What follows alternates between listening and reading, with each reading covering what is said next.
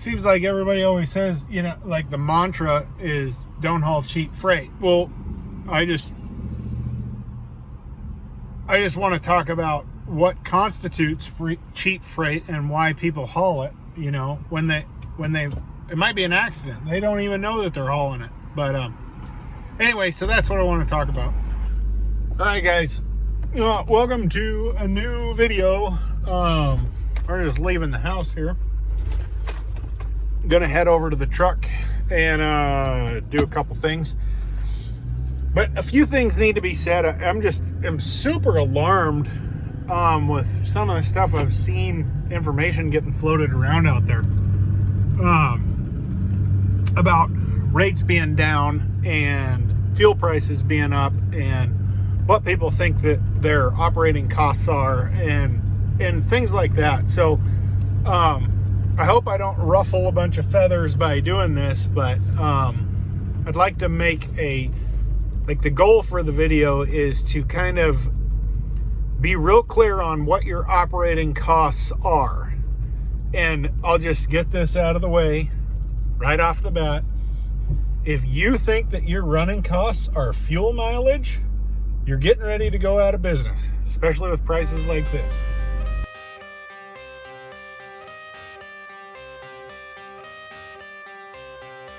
I got the cash in the bag, stadium packed. Born a rock star in this life, gonna live it up on the attack. Baby, I'm bad, I just wanna get caught up in this life. I'm crazy, I'm mad, doing no cap. Only God wants, so you better go live it up. Cash in the bag, stadium packed. Baby, I'm bad, baby. All right, so I know that I'm just gonna preempt some potential comments here,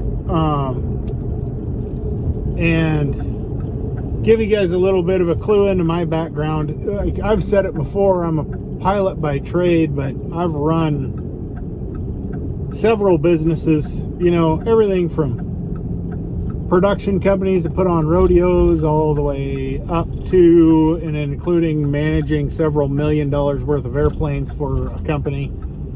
So I have, you know, I have business experience. I'll stop short of saying significant business experience, but I have some. I know we're new to trucking, but and there's nuances that are new to me and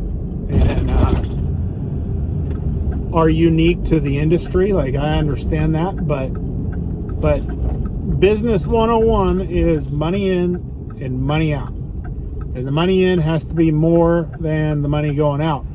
So I want to talk to you guys about that, because with fuel prices going up and rates coming down, you really got to know your numbers. You got to understand what you're up against. And you know, we all know that, like, I don't know about the fuel price. Fuel prices are probably coming up and going to stay up, based on what's going on in the world. But the prices from the brokers, from the research I've done, they do this every year, and it's because we gouged them through the holidays. So prices should rebound. Well, I mean, how much? I don't know, but like what I'm seeing is I'm seeing brokers slash their rates. You know, there's runs that I was consistently making $2,000 to $2,500 on that they won't, like, they won't even let anybody run them for $1,500. They're trying to sell them for $12 and $13, and guys are taking it. They have to be, or they wouldn't be trying to sell them for $12 or $13. They tried that once and then it didn't work, and we got to pay the going rate, you know. But we're consistently like $400 to $500 below the truck stop average for the lane. And it's important to know why, and you know, and hopefully that is temporary. The market softening up. I mean, it sort of has to be with everything that's going on. You know, short of a massive recession, which, you know, which could happen. I think that there's still too many things going on to make it a massive recession. Like we'll probably go down a little, but it's not like it's all over, you know, and we're going to be back to $1.50 freight or something like that. You know, just my opinion on that.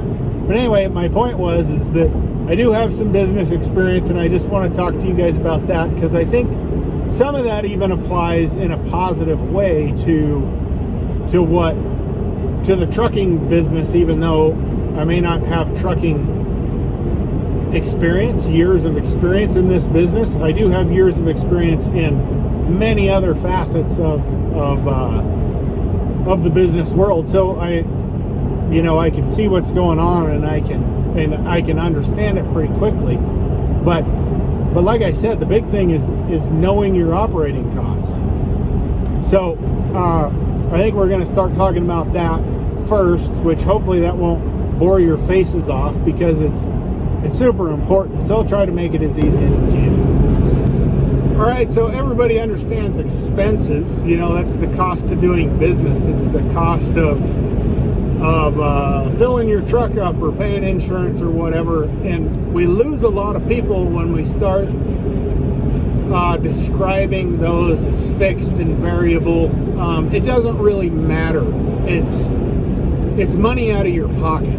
So what I saw last night when I was cruising around YouTube and cruising around some other websites, just doing research on why we're seeing what we're seeing, I ran across a couple guys talking about how that if they get 6 miles to the gallon and their fuel is $6 a gallon, their running costs are $1 a mile. And like, I get that. I understand what they're saying. And I don't mean to bag on them at all. That's just simply not the case. $1 of your running costs will be fuel, but you still have insurance, you still have IFTA, you still have oil changes, you've got to pay the truck, whether you're making a payment or you own the truck. Like, it does not matter. You have to pay your truck, because that money isn't yours. You have to divvy off a specific amount to the truck to ensure that you can recover from, say, you knock a hole in the block of your engine, you know, or something like that. You need to have the cash on hand to continue on with your business.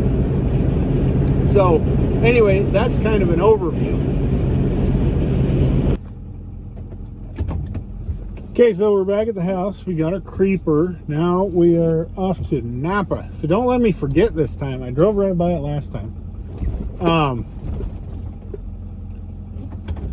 Anyway, just know, guys, I'm not saying this because I think I'm smarter than anybody, or I'm, trying to undercut what other people are saying. I'm truly saying it because for a couple reasons. I sort of care about what other people do. I hate to see people fail or not do as good as they could have done because they just didn't know any better. That's not cool. But moreover, the better you understand your operating expenses, the least likely you are to pull some of these real cheap loads that we're seeing right now. Like, there should not be $1.50, $2 a mile loads on the load board at any time when there is $5+ diesel. There just shouldn't be. It shouldn't be there, but there is. And the reason that there is because there are people pulling that freight. And the people that are pulling that freight, 90% of them are going out of business. They just don't know it yet. Now, when you're running at costs like that, what happens if you blow an engine? If you blow it, hell, even if you blow a tire, now you're upside down in the load. And no, that's not the way it is. It doesn't need to be like that. It's only like that because we let it be as truckers, and we just, the better you know your numbers, and if you know that, if every time the fuel changes, you change your spreadsheet, and you're like, oh, well, last week I was, $1.90, and this week I'm $2 for operating expenses. then you know. And like in my case, I like not having my what I pay myself in my spreadsheet, because I can say, you know, what I want to know is, can the business do that and be profitable?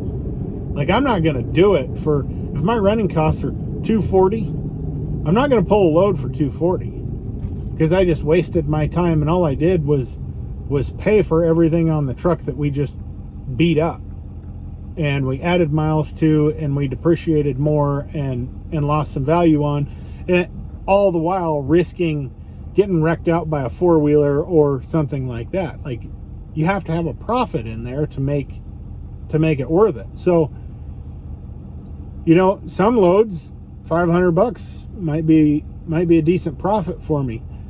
Other loads, it might be a $2,000 profit is what I want to pay myself. You know, it depends on where you're going, how far you're going, and what you're doing. You know, if it's 10 stops, and you know, it's all those variables. You guys know what I'm talking about. You know, but if it's a quick, easy 200-mile run, and I can pay my truck and I can make $500, then yeah, that's a darn good run. If it's a 10,000, well, let's say it's a 2,500-mile run. I know that this is extreme. I'm just doing it to make a point. Like, would you want to run coast to coast and only make $500? It's going to take you a week. You're making less than $100 a day. Like, I don't want to do that, and I don't think you do either. So I don't think anybody wants to do that. So, you know, that's kind of my point. Is the more we understand, the better we are at not running for cheap rates. So we're going to go to my spreadsheet here in a little bit and discuss this, but you know, if tires are $500 a whack, this is just an example, and you replace all your tires in a year or 2 years or 10 years, I don't care, you know, divide that cost out by the mile, you know, on what you average per mile, or how many miles you average per year. Divide that tire cost out, and that's an expense. Your insurance is an expense. Your parking is an expense. If you're making payments on your truck and trailer, that's an expense. But you have to know what all of those expenses are. And then you have to know, then you put them all together, add them up, and then, okay, well, I ran 100,000 miles last year. You divide it out, that'll give you what your operating expenses are per mile. All right, so this is just to give you guys an idea. With your running costs, like, I don't care if your truck's paid for, you need to be putting some money back to it. It doesn't have to be this much, you know, it could be more, I don't know. But guys who are making payments on trucks or trailers, this is what that would be. And if you break it down, you know, this is per 150,000 miles. It's just the way I did mine. If you did it based on how many miles you average a month, that this number would probably change pretty, you know, dramatically. But the point here is that it matters more that you have it on here, and it's going to get you something. You know, if you have payments, it needs to be accurate, but if you own your truck and trailer, it doesn't necessarily have to be that accurate. But insurance by the year, you know, if this is what you can see here is the 25,000 mile column. We ran over here last year, and we basically skipped a whole quarter. So our real costs are going to be over here or even over here. So, you know, 13 to 17 cents is what we're paying per mile for our insurance. Authority, who cares? Heavy highway use tax, say IFTA. I just did about 300 miles, more like $400 a month, something like that. I forget exactly what I did, but it came out to about $7,800 a year. And then you just divide it out, based on what you run. So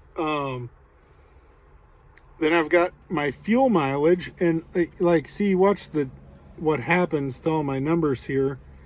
We'll change this to, let's say we get 9 miles to the gallon.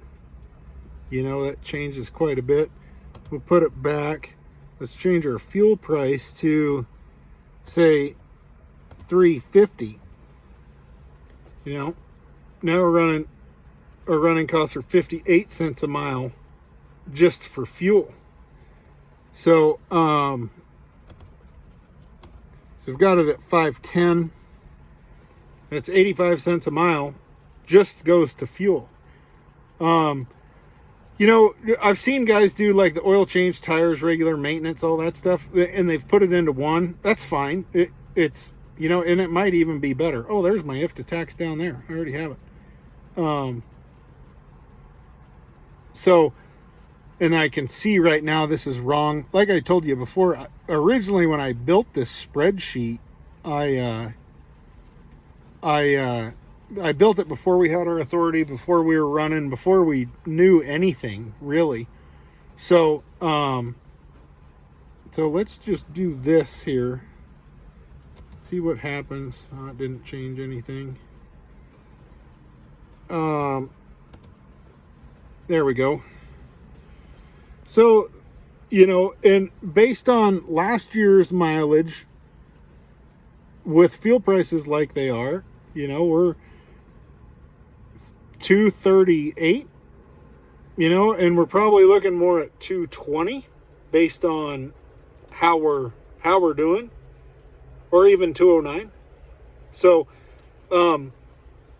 but it's important to know this number, and remember, I haven't paid myself yet. Now, I have these numbers split here. This is with fuel. This is accounting for fuel. This is not accounting for fuel. That's the only difference between these numbers, is we just took the 85 cents for fuel out. And because I pay for fuel on my card when I'm running. So when I get home and I get a paycheck, I can be like, oh, well, that was a 1,000-mile run. I need to deposit 19, or whatever, $1,900 in the account to bring to account for all of my stuff here. But that's it, man. When you know your numbers, then your cheap freight for me is going to mean one thing. Cheap freight for somebody who's say a lease purchase, that's making payments on anything, on everything, leasing a trailer, basically don't own anything. Your running costs are, they're like $10,000 a month, just to keep your business afloat.